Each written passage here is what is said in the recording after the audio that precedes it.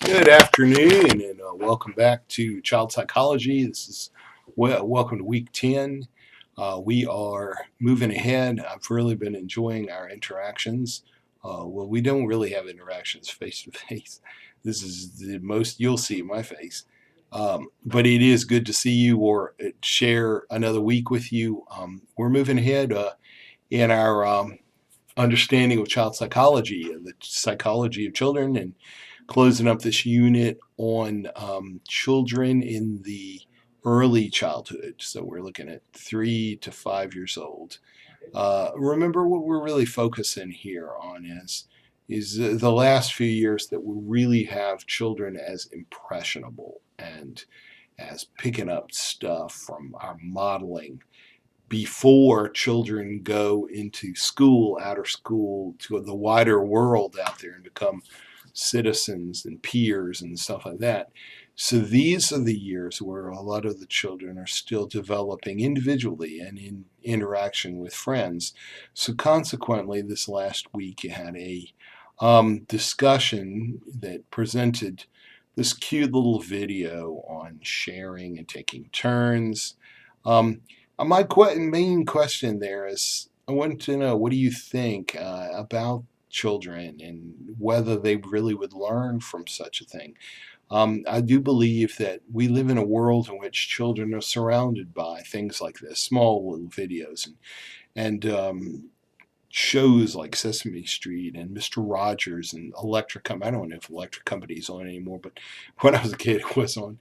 But we present these shows in which children have interaction with cute little cuddly figures, and hopefully they are presented with those kinds of issues that they can then see this is the stuff that they have to deal with every day, sharing and taking turns and how to overcome conflict and how to get along with other people and all.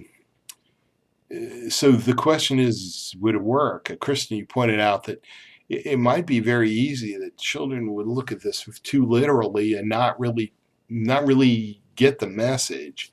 They may learn to, I'm going to do what that bear did and push the other one off the bridge or whatever. On the other hand, Alyssa, you had somewhat of a positive response.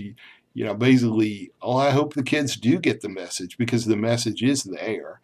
Do children really pick this up? Do children learn from our modeling? They do probably watch us. They probably do watch the bears and the mooses and the squirrels or whatever they are. I think it's a squirrel.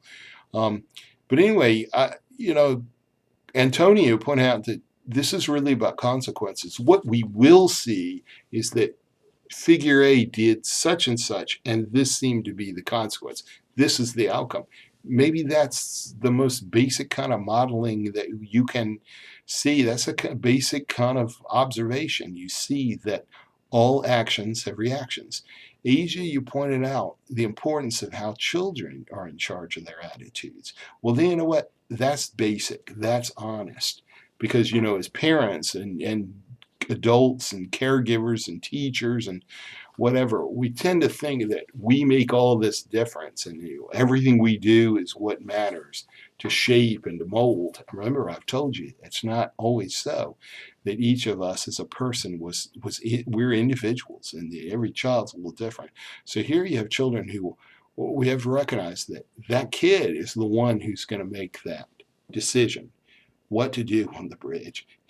Are we going to take turns or whatever? Okay, so keep thinking about things. We're going into the next unit. We're going to be dealing with middle childhood. So we're going to see how do children act in the wider world of school and teachers and all, peer groups and all. So keep your eyes open. I'm looking forward to seeing you again next week, and I hope you are having a great week, and I hope you take care of yourselves.